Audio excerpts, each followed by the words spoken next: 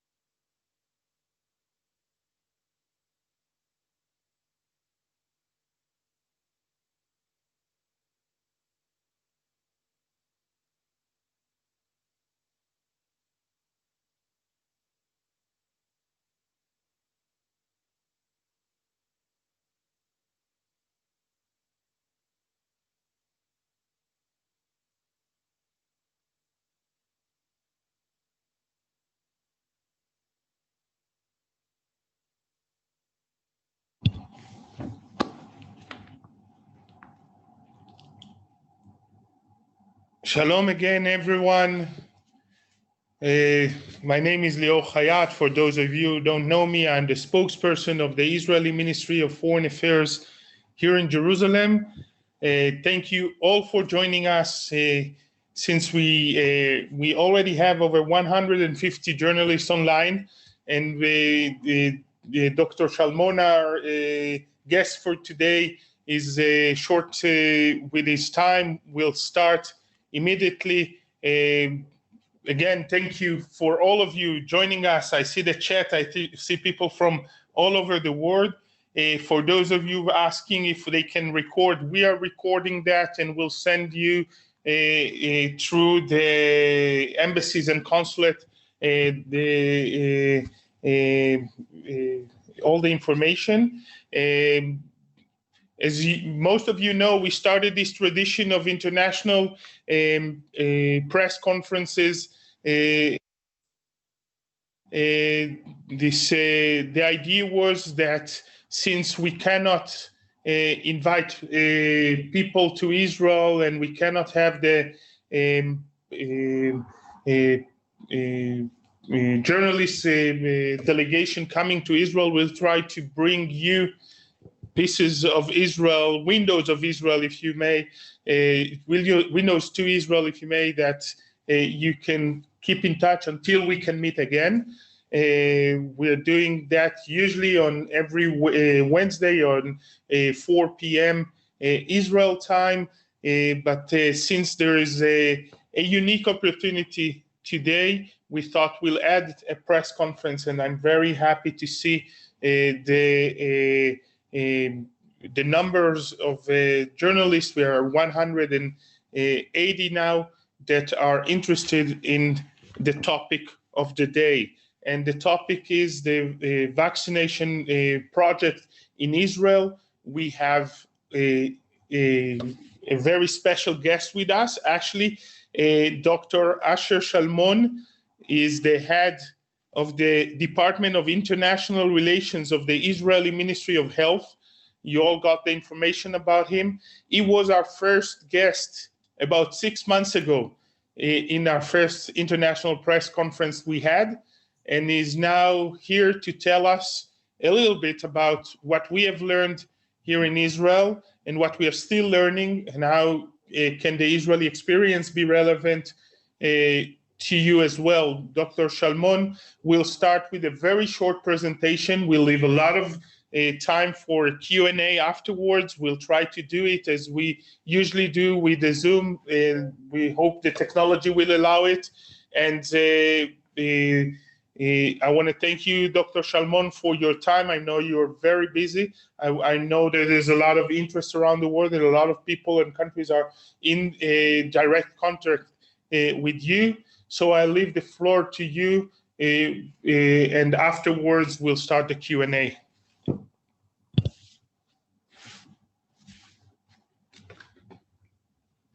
Good afternoon, everybody. As I was presented, my name is Salmon. I'm a clinical oncologist in my background, and during the last 10 years or so, I'm mostly into health administration. I'm coming from the hospital world. I was the deputy director of Barzilai Medical Center, and later the deputy director general of Hadassah University Medical Center, and I'm now running the international affairs of the Ministry of Health.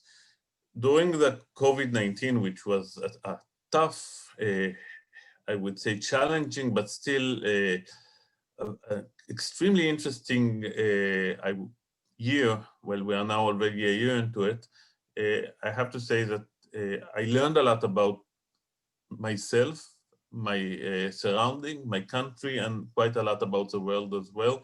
And I think none of us are going to be back the same individuals that we were before the COVID-19, for good and bad.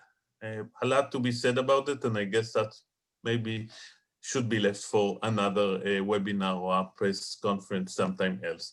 Anyhow, I would focus into the story of the vaccination in Israel. I would say a few words in general about our health system, and I would touch in a few sentences what was happening with Israel regarding COVID-19, at least from our previous meeting till now as well. And I would then describe a bit in details what is happening now as part of our vaccine operation. So as you know, Israel is a tiny country. It is just above 22,000 square kilometers. We are, I'm not sure this is the one I'm looking for. We are a young country. Our fertility rate is the highest at OECD, it's 3.1. We have a very, I would say, we have a nice life expectancy rate, but still the portion of the elderly population above 65 is low, it's just above 11%. Due to the young generation that we have here. We have a universal health coverage system, which was in many senses established with the state of Israel, but got the current structure by the Israeli National Health Law from 1994, where we have 4 HMOs which are providing services to the whole population of Israel, including even temporary residents. You must be a member in one of these 4 HMOs, and you're entitled to switch twice a year between these HMOs. We had a very high level of pediatric vaccine compliance before, although we do also experience not an easy challenge with anti-vax movement here as like everywhere else. If we would talk about what was happening in Israel regarding Corona, before I would touch these issues of vaccines. So Israel had its first patient at the end of February 2020. Now we started to prepare ourselves already from mid-January as we got the first information from China, from Wuhan. And at that point, we started to train our hospitals and to write guidelines. And at that point, none of us knew anything of what's going to happen and if at all it would happen, but we were starting to prepare at that time. We were the first country to close the sky to China and to the Far East. We also closed quite quickly our skies to West Europe and the US, unfortunately 5 days much too late. And we did receive, I would say, a massive amount of patients, mostly from New York, but also from London and Paris. Taking that in account, we had peaked during the first wave at the end of March. We went into, I would say, a tough closure, national closure, which we were out or started to fade out sometime at the end of April and went quickly back to normal life. That was too quick, and immediately at, I would say, even the last day of May, we already saw the new cases coming in, which started to accumulate till September. And after opening the academic year at the beginning of September, we did see again high peaks of new cases a day, which led us to our second closure, which became a tough closure at the first week of October. And after that, we were somehow drifting a bit slowly out of this closure, just to evident what is happening now that we, during last week and the beginning of this week, started to see a record number. And we are now for almost a week into our third national closure, which would last anything between 2 to 3 weeks. And at that time, it's a challenging time because we are already into a massive vaccination program running at the same time of having a national closure. So that's where we are. Totally in numbers, we are aiming the 500,000 total number of patients for 9.2 million citizens, so residents. We have a mortality, a number of mortality cases of 3,600 or so, not too bad, but still much higher than we would like to anticipate in the beginning of the whole event. Now, we started to investigate the field of vaccines quite early. I think in April, we had our first initial calls with AstraZeneca. And after, of course, the Jenner Institute of Oxford had published the first publication regarding the adenovirus-based vaccine, we had discussion during the end of the spring and in the summer with Moderna, Actorus, and many other companies. Our first agreement was actually with Moderna, and then with a few others. Pfizer came into a practical line quite late. Only during the months of November, we had finalized our first agreement with Pfizer, but Pfizer at that point was willing to push ahead into Israel a substantial amount of vaccines quite early, by the understanding that we are very much prepared and ready and organized to start vaccinating at the minute that we could have a regulatory permission to start vaccinating. So some key principles for what is happening. Okay, so it was clear that vaccinating as fast as possible to reduce morbidity and mortality here. It was clear for us that we have to properly prioritize the groups of individuals in the country to prioritize our plan of vaccination. We decided to start with medical personnel, but at the same time, to start immediately with vaccinating everybody above the age of 60. Now that was quite a unique decision for us. Many European countries started with older ages, in people in 70 or 75.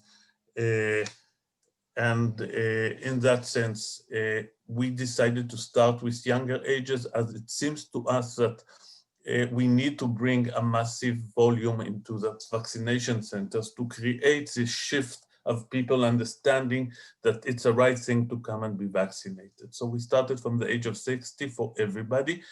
And we did add a certain amount of first responders to our first course of vaccination, meaning ambulance drivers, policemen, etc. But we had used this subgroup of relatively young people in order to keep flexibility. And I would go into it in a minute again, but in general, we are using these groups as groups. At the end of the day, we always try to find out all over the country how many doses are left and behind and would not be used at the same day. And to avoid or to diminish waste, we do send first responders like ambulance drivers, like paramedics, like police brigade to the stations at the end of the day. And in that way, at least I could tell you that we had vaccinated nearly 90% of all fire brigade personnel in the country just by using this type of standby system. Media work and information was really important. It was clear for us that we have to prepare the ground convincing the public, not only convincing them that a vaccination is important, but rather convincing them that we have enough data to support this operation, that these vaccines are safe, create good, I would say, transparency of everything which is happening, to create good trust. And it was not easy, not for the general population, but even more for some communities in the country, mostly ultra-Orthodox and the Arab Muslim community. I would say a word about it in a minute. And of course, it was clear for us that as a key principle, we have to track side effects in a efficient, centralized electronic system, and that would be part of what I would say in a minute as part of our lessons, having a strong electronic record system that runs the whole operation, no paper and pencil at all. So some challenges, as you know, a Pfizer vaccine should be stored at -80. It is a big challenge for large countries. It's also a challenge for small countries like us. But it was clear that we have to have a proper storage place. And we did make a decision to have one single national storage site, which is at the logistics site of our largest pharmaceutical company, Teva, which had a sufficient amount of Redco -80 freeze. And we could use that site, which is actually in the center of the country near the main roads, as also a logistics center where we would spread and send and ship these samples all over the country on a daily basis. Now, we have to take in account when a solution, a vial is defreezed, we have a short life, a shelf life. We have to finish it in 120 minutes, although we are trying not to pass the 96 hours. Not minutes, sorry, 120 hours, and we are trying not to pass the 96 hours, and it should be held at -2 to -8 degrees. We had limited information regarding the product stability. We know that liposomal-based vaccines like Pfizer and Moderna are very sensitive to vibration and shocks and movement shocks, and that is a big issue, as you could in a very careful way use this type of protected pseudo pizza slice traces to ship the vaccines to the destination, but you can't really reship it again from one destination to another. The issue of unknown demand was a very important issue for us, so we could plan properly our supply. And there was strict regulation requirement, which we went through. In the sake of time, I would not touch it, but we were waiting for the FDA to make their decision of emergency licensing, and we took the information from there, from other sources, and used it to quickly license the Pfizer vaccine and then later Moderna here in Israel. So regarding procurement, we have a national centralized procurement scheme which involves multi-ministry and agencies of the state of Israel. And this cooperation seems to be an extremely important issue in success, because every agency or body has its own strengths, and you must know how to use it in a proper way in a centralized system where you could really properly take care of all part of this complicated chain of actions that are needed to be taken. So it was coordinated by us, by the Ministry of Health, and we are doing it through our COVID-19 command center near the airport. And we did start early to deal with issues like needles and syringes, and it was clear that you need to have a sufficient number of them to be successful in this project. So regarding operations and logistics, as I said, we have a centralized control and planning through our control center of the Ministry of Health, one ultra-free central location for the country. And we made a decision to secure a second dose for each first dose distributed. Again, it's a big international debate whether we should keep strictly the protocol of Pfizer and Moderna and vaccinate in the exact leg between the two doses. We made a decision, which I could discuss later, to stick to the protocol, and we are doing it that way. Distribution, as I said, needed to have a good weekly planning. We do plan the full next week every weekend, and we do ship to each point 3 times a week a shipment. Now, we have 350 vaccination points all over the country, and I would go in a minute into it. So that's the way it is. We bring in everything to our central supply centers. We ship it on daily basis from there in the very early hours of the morning. Each location would get 3 times a week a supply.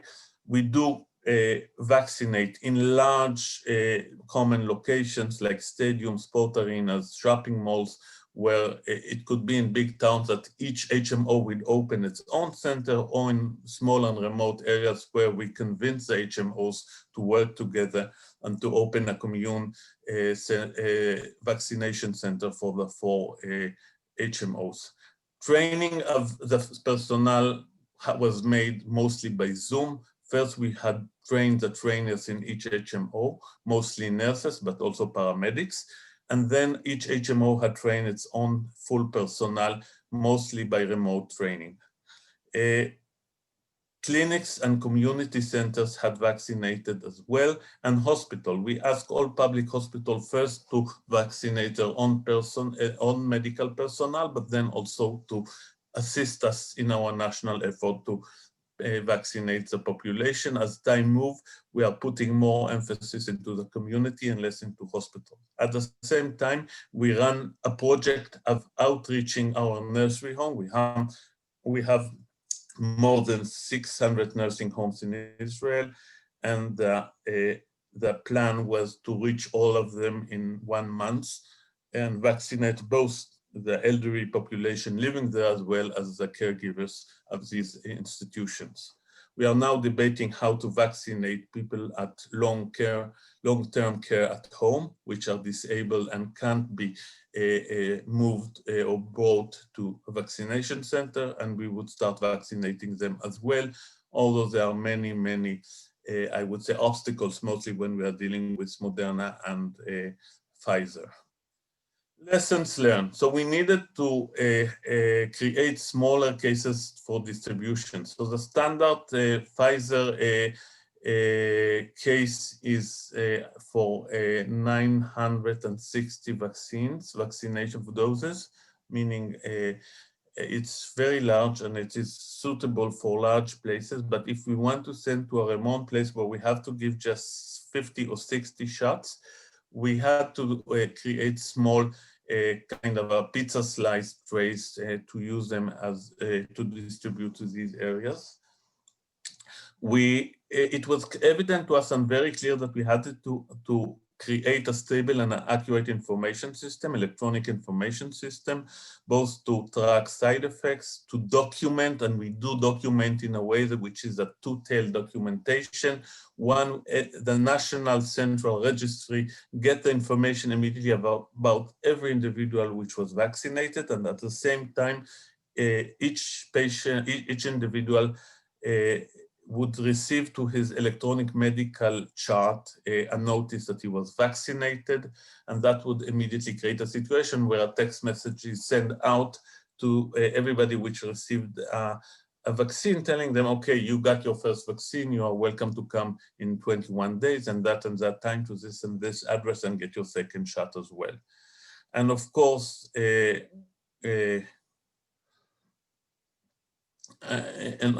the properly planning of the whole system. So call centers was another thing that we have created, and call centers have 2 main purposes. The first one is to assist the professionals which are vaccinating. So we have a 24/7 call center that you could call and ask whatever you need to ask as a professional, and that first diminish the risk of mistakes and errors, and diminish the risk of losing unnecessary doses of vaccines. And we have a call center open for the public, where every concern or question that you have, you could call and ask, mostly about side effects, and that would ease down many issues and would create, I think, a situation of trust and transparency, as well as the ability of people to get answers and sometimes to avoid unnecessary visits to emergency rooms. And never forget syringes and needle supply. They are crucial for this project. We did use a lot of technological tools, both to schedule appointments through, you could schedule appointments through a call center, but you could do it through the internet or through your cellular phone using your HMO app. All HMO app had the option of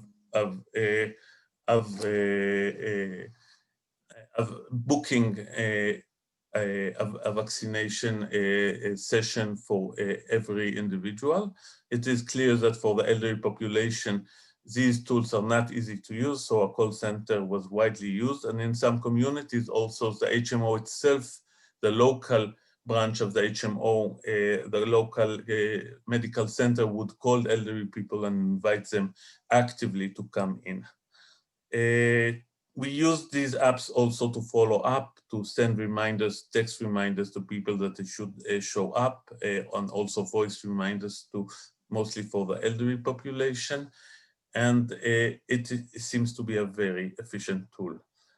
Targeted media campaign was crucial. So we had a national campaign which was good and efficient. We call it Give a Shoulder, Tnu Katef, where we convince the public that coming early makes sense and you should come as soon as you are entitled to receive a vaccine. But it seems that we have to focus also into certain communities, like some of the ultra-Orthodox communities, where we had to look to other forms of communications and public diplomacy to convince them to come, and as well a massive effort that we are putting into the Arab population, as we have lower numbers of people being vaccinated and with a lower number of compliance to convince this population that they could trust the vaccine and they should come in as soon as possible.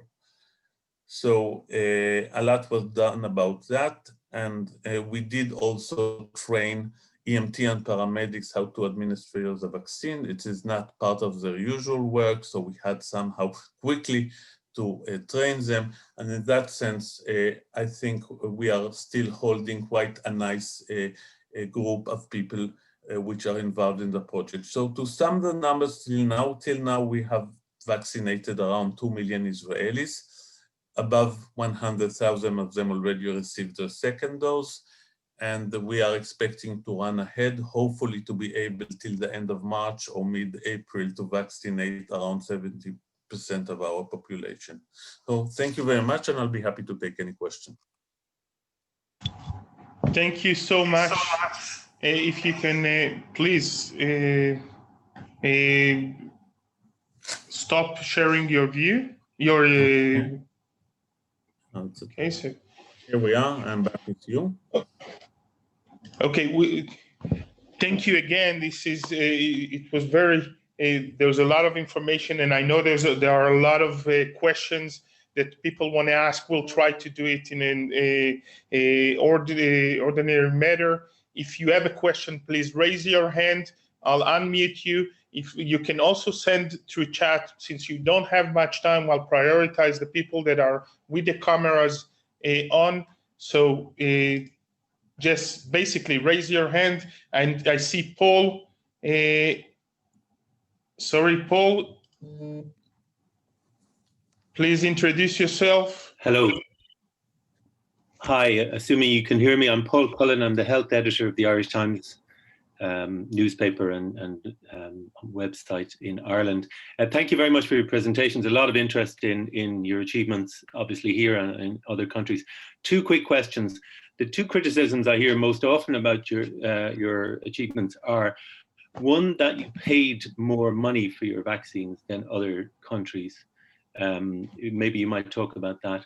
And the other one you just touched on briefly there, sometimes you're accused of not making sufficient efforts to vaccinate the Arab population. So if you could deal with those two things, I'd be very grateful. Thank you.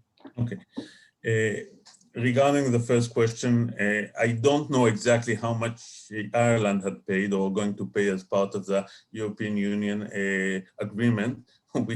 As you know, these companies tend to keep this information confidential. We did have a tough commercial discussion, and we paid the best price we were able to get. Whether it's higher than others or it's similar to others, we don't have the exact number. I heard these rumors. I do believe that we may pay a bit more than you have paid, as you had the huge power of the whole European Union. And we are a small country, a small market. So it seems to be that our usually commercial terms are less, I would say, favorable as yours. But just to mention that this understanding that is important to everybody, also for non-wealthy countries, that the price of vaccines are so ridiculously low in comparison to the terrible economical damage of every day of a national closure, that I think that this argument is nuisance. We have to find a way how to vaccinate the whole world. We would not get rid of this terrible pandemic without vaccinating every society and every community in the world. And all of us should do the best of taking it. Whether we could pay less, I think we could, but we paid the minimum we were able to pay. Now, regarding the second question, when we are talking about Arab Israelis, meaning citizens of Israel, which are Arab, we are putting a tremendous amount of effort. In the sake of time, I would not go into many details, but really we are putting tremendous amount of effort, creating transparency and trust and bringing them. We are basically running a vaccination center in every, I would say even rural center, from the north to the south, even in unrecognized Bedouin villages in the desert of the Negev. And it's a big challenge for us to convince the families to bring the elderly population for vaccination. It's not that we have a perfect way of doing it, but we are really putting tremendous effort. The second question that you were mentioning, I guess, relates to the Palestinian Authority citizens, and that was some criticism from some media. And as it is in the room, I would say it in a very clear way. We have a major interest to see Palestinians being vaccinated as soon as possible. It's important also from the humanitarian and the clinical point of view, and it is extremely important to us as they are our closest neighbors. We have to remember that around 100,000 Palestinians pass each day back and forth the borders between the Palestinian Authority and Israel.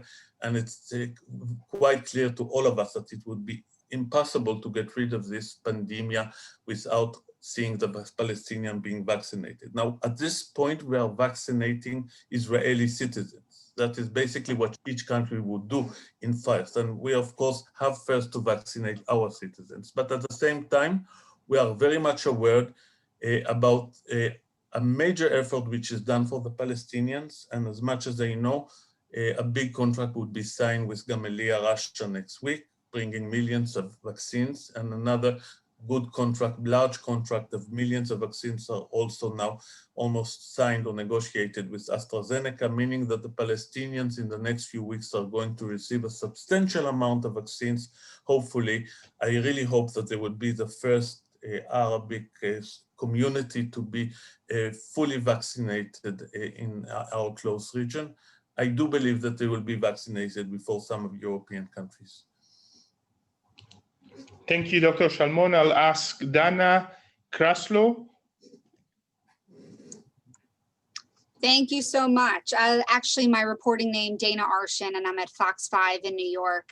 And I found it really interesting that you have the single vaccination site where you store everything. But I had two questions. My first one, if you had to sum up in just 20 to 30 seconds about why you think Israel has had so much success in its vaccination campaign compared to other countries, what would you say the main reasons are? I would mention two reasons. The first one is the fact that we are working as a multi-agency force task, where we are bringing to the table not only the health providers, but rather also the police, the Ministry of Interior, Ministry of Defense, the Home Front Command, and many, many other services and agencies. And we play a role where we give, on one hand, we are very centralized, on the other hand, we are giving a lot of responsibility to the HMOs, which are really running the community effort. That is one reason. The second reason, I think it's a combination of good, precise planning, but still keeping up space for flexibility. And our ability to be flexible. I'll give you an example for undesired phenomena that we had faced, but we are willing to accept.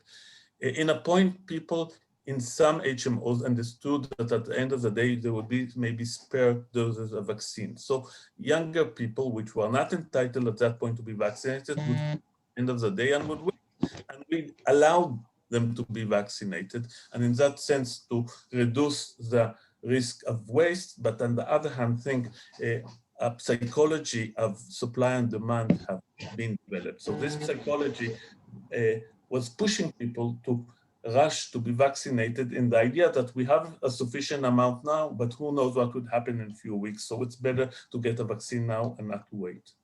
And my other question, I have a lot of family in this small town, Kiryat Bialik, right outside of Haifa.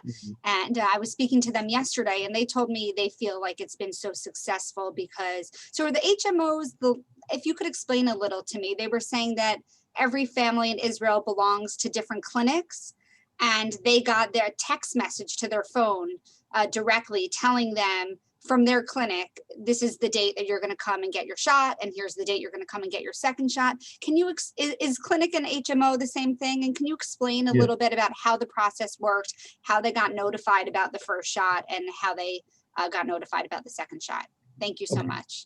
So as you are a member of this kind of a semi-national, but still competitive system of 4 HMOs that are basically reimbursed by the numbers of members, they have, I would say, the essential need all the time to maintain the current amount of members and to recruit as many as they can from other HMOs. Now we are keeping a very careful game. We are not allowing them to be too competitive. On the other hand, we want this competition to run, to create these type of activities.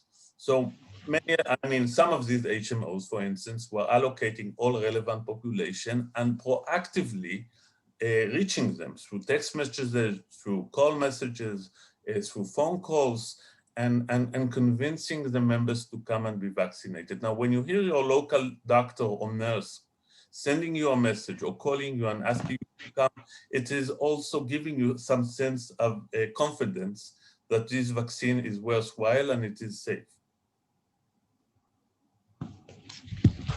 Okay, thank you, Dr. Salmon. And now we'll move to Ido Vok. Ido, please introduce yourself and ask your question. Thanks very much. Despite the Israeli name, I am very much not Israeli. I'm international correspondent at The New Statesman from the UK. I have a question about how much thinking there has been on the exit strategy. Israel looks like the first country that is going to achieve, as you said, 70% coverage sometime in March or April. First of all, my first question is it considered feasible to lift restrictions once all the over, I believe, 70s have been vaccinated without the rest? And second of all, how much thinking has there been? Have there been white papers published on the exit strategy? Is there a government plan for an exit strategy? So for your first question, I don't think we could lift most restriction if only the elderly population is going to be vaccinated. We are certainly going to lift many restrictions as new cases and severe cases drop down. And we see a kind of a national approach where we would have a very wide range of, I would say coverage, not range, coverage of vaccination around the country. Now, I still believe that we would see some restriction for many more months now. But as you understand, I'm now in a relatively total national closure, so we would anyhow start to lift up some of the restriction despite less of vaccination operation in the next 2 weeks. We would gradually again open the education system, we'd open the retail system, we would slowly allow also other sectors to return to activity, but none of these activities are going to be normal in that sense that, for instance, even when we would open gyms and swimming pools and some cultural events, it would be limited in numbers. And again, we would expect people to be very much monitored when they're entering these places, whether they're already vaccinated or had or had recovered from COVID or well, at least tested lately. This issue, which would be part of what is known in the world to be the green passport or what else, still is under discussions. Now, regarding white papers of exit strategy, well, unfortunately, we are writing now the third one, as we are now approaching our third exit strategy. I really hope this time it's going to be more successful than the two previous ones. Okay, thank you. And we'll move to Olga. Okay, thank you very much. Thank you very much for presentation.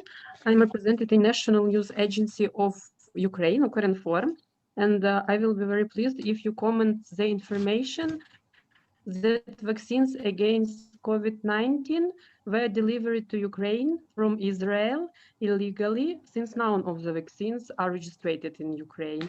And where in Israel could these vaccines were made, and from where it could be delivered to Ukraine? And the second question, is there commercial available vaccination is in Israel, and are doses of the vaccines persuaded only at state expense? And how citizens of another countries who are legally live in Israel have a vaccination? Thank you very much.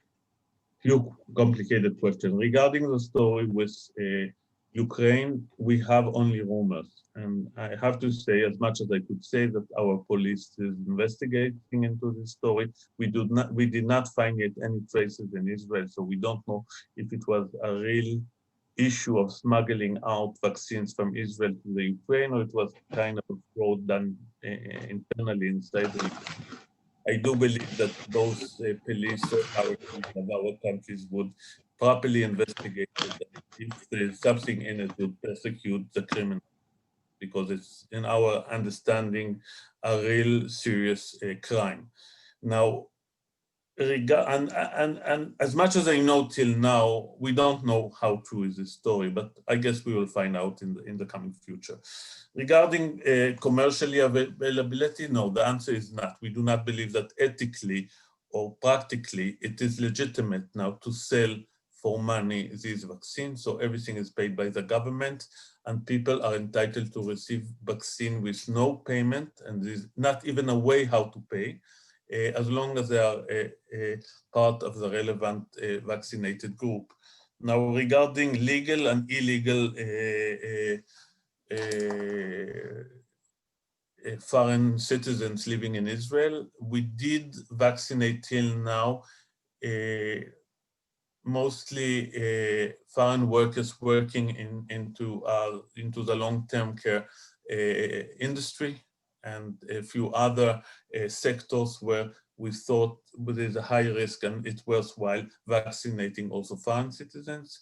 We are discussing when and how to vaccinate also other people, including asylum seekers and even illegal immigrants.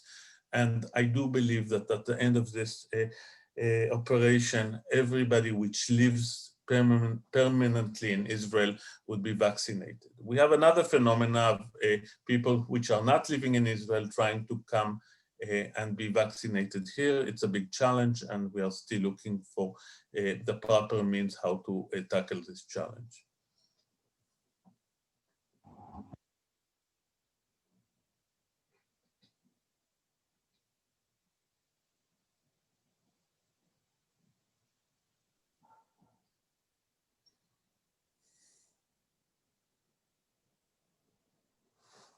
Leo, are you with us?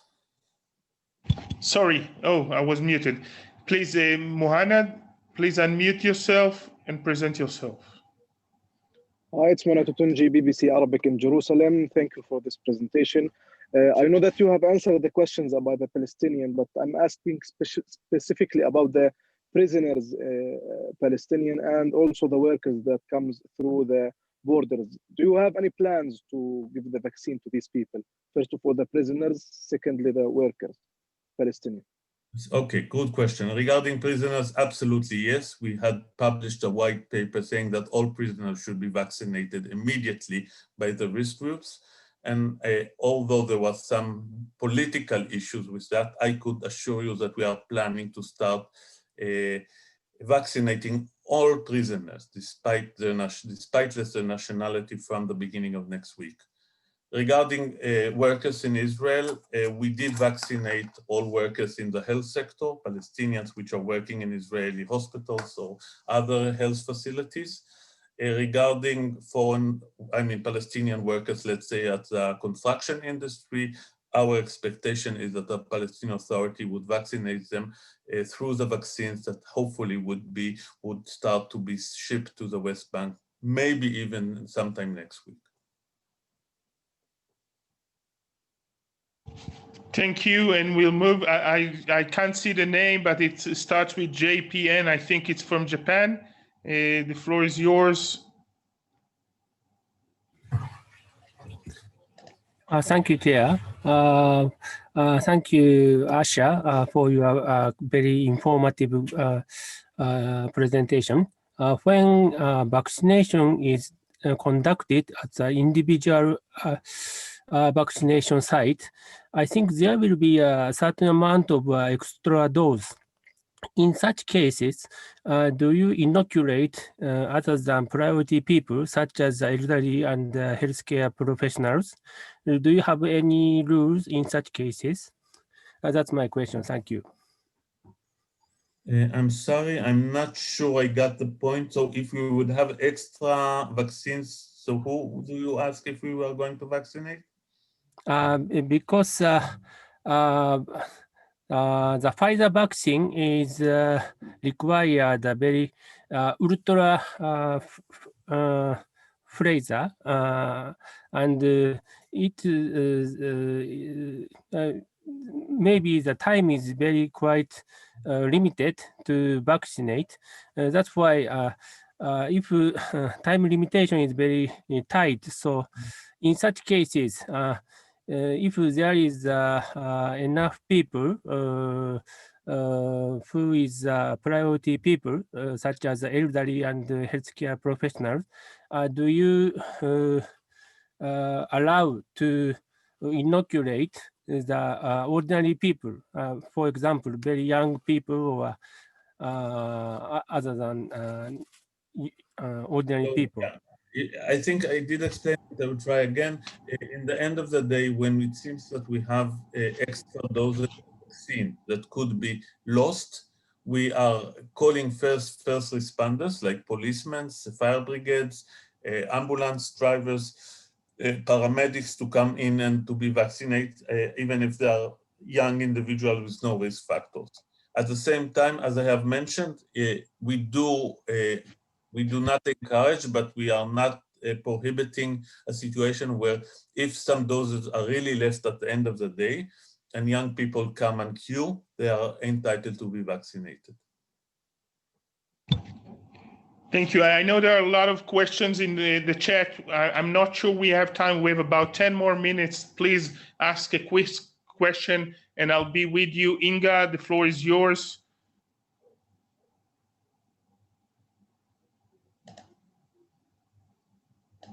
No, you're muted. Yeah. No, okay. Now, can you hear me? Yes, go ahead. Okay, this is Inga Rock for Neue Zürcher Zeitung, Swiss newspaper. Thank you for doing this. Dr. Salmon, can you provide us some figures about how many people have been vaccinated in the Arab and the ultra-Orthodox community? And what are the reasons why the people are not getting vaccinated? And my second question would be, there's a lot of debate that you are sharing data with Moderna and Pfizer.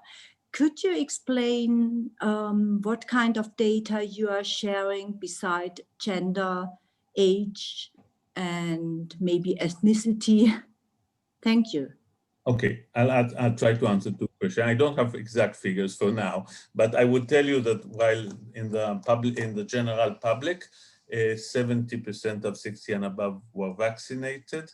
The numbers in the ultra-Orthodox community was a bit lower, but not substantially lower. The problem was not with the mainstream ultra-Orthodox community, but rather with some small, mostly Hasidic groups which have or less trust or less connection with the state, or somehow have a kind of an anti-vax agenda, which we have it as well as somewhat as the boundaries of the ultra-Orthodox community, as few other communities around the country.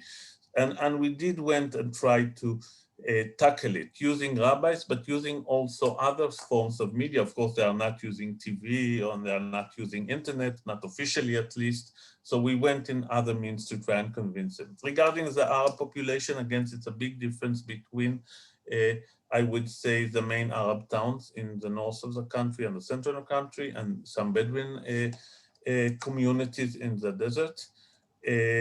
We found it more difficult. Numbers were much lower there, and we, at least for the last week, putting a lot of effort into massive public diplomacy in these villages. I don't think it's I don't know what is the reason for that, but I guess it's something that people maybe have less trust in authorities or have less trust in issues like big companies or whatever. And in that sense, I think the only way is to really be honest and transparent and convince people that that is exactly the right thing to do now. And of course, vaccine has their own risk and adverse events really happen. It's not a myth. We do deal with adverse events, but when we put an account the risk of severe adverse events versus the risk of the disease, it seems that this vaccine is extremely safe. Now, your second question was of our data sharing, which was published. We do not have anything with Moderna yet about it, but with Pfizer, certainly, we agreed to share the data. It's not personal data, it's the general data, mostly adverse events, and in the future also efficacy, meaning if we did have cases of infectious after a full vaccination.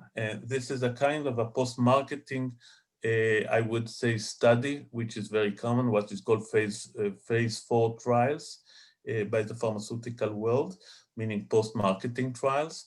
And in that sense, I think both we could gain a lot by having this cooperation, and I think Pfizer as a company, but the world in general, if this data would be shared with other countries, could be very valuable in the sense of really understanding the full extent of adverse events of these vaccines, and also get information about the efficacy, the real efficacy, not only the phase 3 efficacy, which as we know was accelerated phase 3, but in real life, in real people, in real scenario, what is the efficacies of these vaccines. Thank you. Ana Portella. Hello, thank you very much. Ana Portella from La Lista, Mexico. I would like to ask you, you mentioned that the Pfizer vaccine is quite sensitive. Can you please give us more details? Because, you know, Mexican geography is quite irregular, so I think that would be interesting for us to know. Can you please also spell out the amount of vaccines you have been receiving and how many, you know, deliveries have you had from them? And if you have any plan to vaccinate your citizens living abroad, please. Thank you very much. All great questions. I'm not sure I have all the exact numbers, but till now we have received around 5 million doses in general. We are going to receive this weekend another shipment, so it will be around 5 million doses in general. It should be enough for 2.5 million citizens at this point. We are expecting to get on a weekly basis extra deliveries from Pfizer and as well from Moderna. Moderna just had started to ship to Israel. And our plan is to be able to vaccinate around 70% of the population till April. Would that work? It's early to say. I think the enthusiasm of the public to come at this point, where the psychology that I was talking about of supply and demand is very strong. So when that would be diminished, and it would inevitably would happen in a few weeks, we would have a big challenge now to convince the other parts of population which are less anxious to come and more hesitant to come and be vaccinated. So that may take time, and I hope we'll be successful with that. Regarding with citizens living abroad, it was a big issue for us. We had a debate this week. We decided at this point we are officially only vaccinating people who has a right for being a member in HMO. Now, if you do not live in Israel, but you kept your HMO rights by paying an annual tax, you are entitled to get it. If you just left a few months ago, a year ago, you are still being considered to be insured. But if you are out of the country now for 15 or 20 years, we are not going to vaccinate you now, at least as long as we are not sure that we'll have enough vaccines for people which are really living in the country in the state of Israel. Thank you. Thank you, Dr. Salmon. I don't know if you have time for one more question. I think we have a lot of one more. Yeah. One more. So Francisca. I'm really sorry for the rest of you who wanted to ask. We have at least 20 more people in the list, but I'm not sure we'll have time for that. Francisca, the floor is yours. Thank you for the presentation. I'm Francisca from Bio Chile. You just mentioned in your presentation about the target media campaign for the population who are oppositors or in fear of the vaccination plan. Could you briefly explain what the campaign is about and what recommendations would you give to other countries who are dealing with this issue? Which complaints? Sorry? The campaigns about the people who are afraid from the vaccination. Ah, you mean campaign. So I guess, well, we have many campaigns. Campaigns for the elderly population, campaigns for the Orthodox community, campaign for young people. Each campaign has a different mentality and a different approach. Now, I think the mutual issues, the mutual aspect of all campaign is a combination of being honest and transparent, not saying that everything is fantastic and there's no risk of side effect, and at the same time to be very much clear about the efficacy and about the advantage of being vaccinated, both for yourself as an individual as well as for your surrounding family members and community. And in that sense, I think we would have a great deal of a need for a specific campaign for the young population when we are going to vaccinate them. And again, at this point, don't forget that we are not vaccinating children, not up below the age of 16. So in a point where we would have enough data to license these vaccines for children, and we'll have the decision to start vaccinating children, that would be a whole different vaccine, because you know the common knowledge is that children usually are more resistant to COVID-19, and if they do encounter the infections, it usually would be a very limited and easy cold, I mean, flu-like disease at the most, and why should you vaccinate your child if that is a story? And that is a big challenge for all of us. I am not sure I have a full scheme of how are we going to really campaign it, but we would certainly would have to convince parents to vaccinate their children, both for their own safety, as we do know that in rare cases, children do develop severe forms of reaction to COVID-19, even sometimes lethal reactions to COVID-19, like Kawasaki-like disease and other cardiac infections and other major problems. And at the same time, explain that without vaccinating the children, we would not be able to eradicate this pandemic. I do believe that the level of vaccination among children will be much lower than we see now, but we will do our best. Thank you so much for your time. There was one quick question. Are pregnant women being vaccinated in Israel? Maybe you can answer that. Okay, I could take two more questions. I think I still have time till 5. Okay, so thank you. Regarding so we'll take pregnant women, we do not have any positive data to reject vaccination of pregnant women, but we do not have sufficient data to say it is fully safe. So our formal recommendation is that a pregnant woman must consult her personal gynecologist and take in account and measure in account the risk and the benefit of being vaccinated as she is pregnant.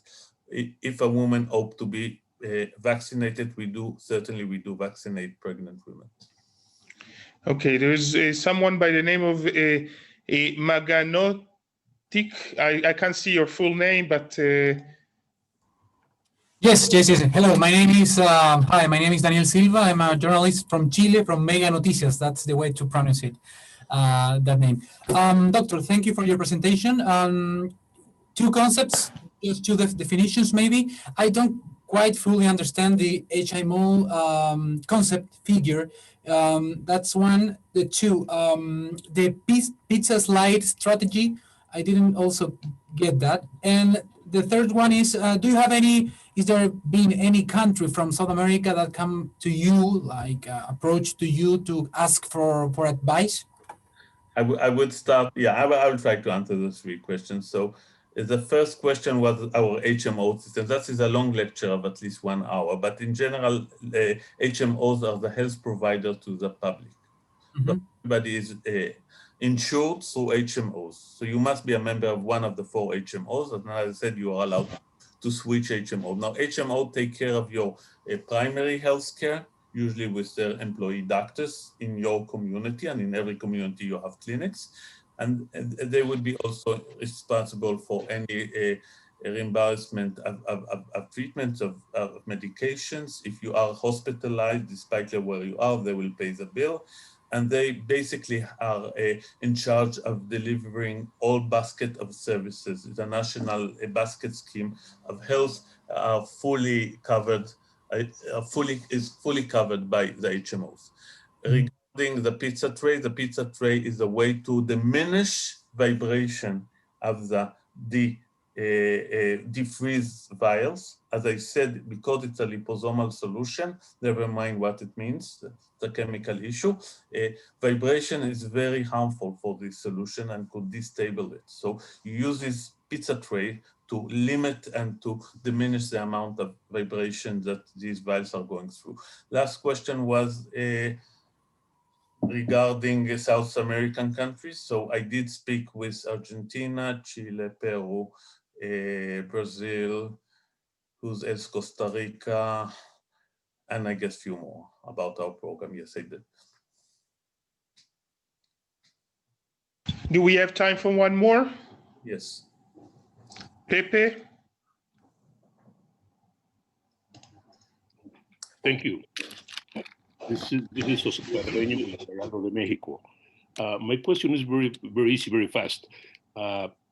What is the percentage of Israeli-made vaccines that are being applied? A few months ago, there was a big announcement from Israel about about research and eventual production of Israeli vaccines. So I would like to ask, what is the percentage of that vaccine that is being applied in Israel, and if eventually will be ready to be exported? Okay. That's a great question to end our conference today. So Israel has one successful approach by the Israeli Biological Research Institute, and it's a vesicular virus vehicle vaccine, which will be a single dose and seems to be very effective. Unfortunately, it's only now in the middle of the second phase of the clinical trial, meaning that we are expecting it to pass phase 3 only sometime at the beginning of the summer. So we are already discussing the production of it, but I think it will be available in the market not before the end of the summer. So for your first question, no, we are not vaccinating out of clinical trials yet. Whether it will be available both for the local market as well as the international market, I do believe it is going to be there sometime in the second half of this year. Thank you very much.